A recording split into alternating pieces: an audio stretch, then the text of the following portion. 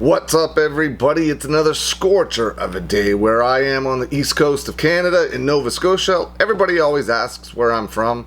That's where I'm from. I'm from the east coast of Canada in the province of Nova Scotia. The only thing that's really past Nova Scotia that's part of Canada is the island of Newfoundland. So in the comments on a lot of the Making a Murderer videos I do, people always ask, where's this guy? Where's that guy? I haven't heard anything about this person in a while. And one of those people that always gets asked about is Ken Kratz. Now I googled Ken Kratz's name the other day and nothing has really come up over the past few years. He's never really had much of a social media presence at all. Of course, he would be absolutely attacked and destroyed online if he did have any sort of social media presence, so that's probably why he doesn't. But the other day, on July 22nd, Jerry Buting, who was Stephen Avery's attorney, who was one of Stephen Avery's attorneys during the original season of Making a Murderer, tweeted out this in regards to Ken Kratz, and I wanted to share it with you. Man, Jerry Buting has no love lost for Ken Kratz at all. My favorite part of Jerry Buting's book, Illusion of Justice, which you can get on Amazon, iTunes, bookstores, everywhere, was when it was towards the end when he talked about how he was in the judge's chambers and he got so mad at Ken Kratz that they almost came to blows in the judge's chambers. Man, I really wish the Making a Murderer cameras were in there for that. I would love to see that. I need to know more about that situation and that altercation. I would have loved to have been a fly on the wall in that room.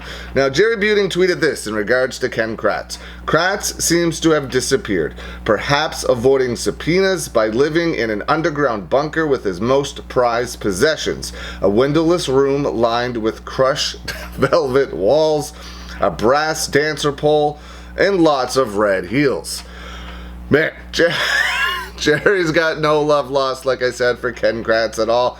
He states, so this came up recently because Andrew Colborne, one of the officers involved in the Making a Murderer case, was deposed last Thursday on July 21st, I believe was the date. He, of course, is suing Netflix and the Making a Murderer filmmakers for $10 million for defamation of character for how he was portrayed in the Making a Murderer documentary. Depositions are recorded, but they are not aired live. They're not streamed live anywhere.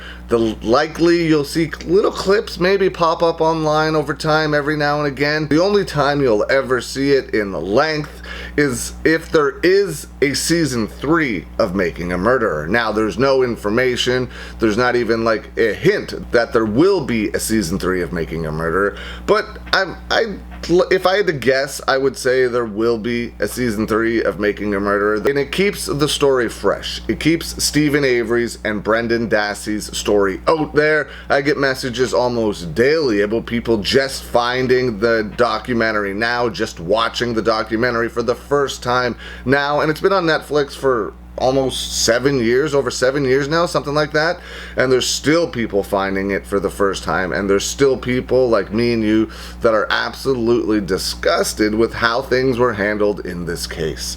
So just bonkers. But I just wanted to bring you that funny tweet from Jerry Buting. He's at JButing on Twitter. Go give him a follow. Love Jerry Buting. Love that tweet. Absolutely hilarious. What do you think? What do you think of Andrew Colborne's deposition? What do you think of that tweet by Jerry Buting? What do you think of Ken Kratz? Let me know. Leave some comments below. I hope you're having a good day, and I'll see you again soon.